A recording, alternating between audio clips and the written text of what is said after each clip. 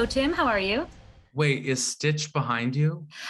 It's a test. It's not Stitch. It is a little koala, but he looks like Stitch. Everyone thinks he's Stitch, so I thought we would just pretend. It's so cute. And by the way, I love Screen Rant, by the way. Oh, I love thank I you. love your koala. Okay, this Oh, is getting off to the thank you. perfect start. And I love you as a huge Broadway and musical nerd. I have to thank you for the existence of Better Nate Than Ever and High School Musical, the series. Thank you so Because I much. cannot sing, but I can live vicariously through Yeah. these I'm still performances. I'm still lip syncing to Les Mis. I got you, Yes. girl. Now, I think that show tunes and the screen are not always the best marriage. Sometimes it can be very tricky to get it right. So, what Yeah. is your secret? How do you do it? Hire real theater people and then get out of the way. So, when Joshua Bassett was hired for High School Musical at 17 years old, he had grown up doing Christian youth theater and had played like 40 roles on stage. Ruby Wood, when he walked in for his audition for Nate, he sang Defying Gravity from Wicked, not a song that every 13-year-old boy in America would choose. Right. And what I've learned again and again and again is that theater people have an indomitable spirit where you get rejected and you're told you're too tiny or you're too tall or you don't sing that high enough, or you keep hearing the word no, but you find the people who say yes. And my secret to getting it right on screen is to hire real theater people and then get out of the way. I think that is an excellent idea that everyone should use. So, congrats for that. Thank you. Also, congrats on getting your book adapted by yourself. When you're in the process of that, do you have to kill your darlings? Like, what is it like Yeah. to choose what needs to be on screen? Yeah, I mean, what High School Musical taught me was sort of visual storytelling, because I was either a dancer on Broadway where I'm not using my voice at all. I'm like wearing a costume and kicking. And then as a novelist, you're like the costume designer and the lighting designer and the casting director, and you're the actors. And so for the movie, yes, you kill some darlings, but it's really about saying, if I just picked the best parts and I wanted to give families like a 90-minute comedy adventure musical, what's the best parts? And so it was not a challenging process to adapt it. What was challenging was finding the exact right cast to bring it to life. And I feel really lucky because I think I did. I definitely agree with you on that. Also, I feel like the timing of Better Nate Than Ever is so perfect, just because we're in the middle of this conversation of like kids being able to decide for themselves, sexuality or gender expression or anything of that nature. And this movie touches on that a little bit. How do you hope that stories like Better Nate Than Ever and more can bring the conversation to light or help people educate themselves about kids educating themselves? I think when you peel back the human experience, we all want to be loved and accepted. And so in this film, Nate's a 13-year-old on a journey of identity. And one of those journeys will probably take him to a road in which he fully comes out as gay when he gets a bit older. And yet, there are so many stories about the queer experience that are inherently tragic.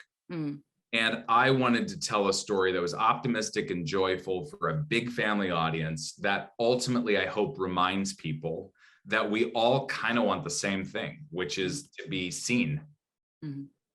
And what theater does is it allows such a prism of metaphor, stepping into your spotlight, and the way that songs, which are so inherently corny, musical theater songs, they're so corny. but when they work, they make you cry, because waving through a window, Dear Evan Hansen, when I saw it on Broadway, that would have been a great monologue, but holy smokes, as a song, it like your hair falls out. It's so exciting. And so your original question is, what do I hope it brings audiences to discover? And I hope this movie, in a very tiny way, paves the way for more authentic storytelling from really authentic creators who have something to say, because all kinds of kids deserve all kinds of stories. I absolutely agree. I love that. Also, I love the idea of a Lilo and Stitch Broadway musical now. At first, I immediately mean, I had to be like, does it exist? Is this real? And then it's like, it doesn't. Why not? I know you had to change it from the original, right? I yeah, think it was E.T. in the book. yeah, So why Stitch, and how much further can we take this? yeah. Would you make Stitch happen on Can we Broadway? do it? Should we finance it today? Exactly. Now, let's start now. I chose Stitch because Stitch, like ET, is an alien. Mm. And I think the fundamental experience of being a seventh grader is you feel like an alien, whether you love theater or volleyball or you don't know what you love yet. Mhm. And there's also a line in Lilo and Stitch, family means no one gets left behind. And I thought that was such a great line because for a lot of kids like Nate in history, they have been a little bit left behind by their families. Mm.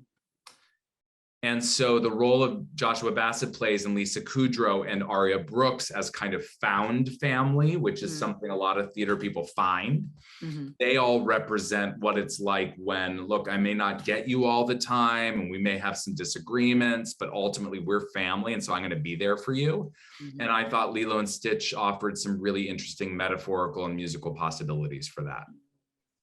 Well, I definitely would love to hear more songs from Stitch's perspective. So I'm totally. I would too. Now, I have to admit that I keep calling this movie the wrong thing because I keep thinking that it's Better Nate Than Never, like better late than ever. So Yeah. what does the title mean to you? Is he like, it's a better Nate than ever before? What does it mean? Tell me. You are literally the first person in history to ask me that question. And like the book's been out for a decade. So good on you. I think it means that when you live your life authentically, you're the best version of yourself. And by the end of this film, when Nate has taken the risk to put himself on stage and out there with every meaning of the word phrase out there, he is the best version of himself. And he is, on this day that the movie ends, he is a better Nate than ever before. I love that. Okay. Yes. A+. Snaps, etc. Now, I do want to say my mom 10 years ago when the book was published, we had a family Christmas letter and she got the title of my book wrong and no. said, we're so proud of Tim's book, Better Nate Than Never. So I've been dealing with this for a while. But I love the meaning behind it. Finally, what can we expect from High School Musicals, the series 3? We're doing a big summer camp season, really fun cameos, some big splashy A-list casting. And I think it's our funniest and most fun season yet. Oh, okay. I can't wait. I'm so excited. Thank you. I really appreciate it. You are wonderful. Thank you. You are. Thank you. Have a great day.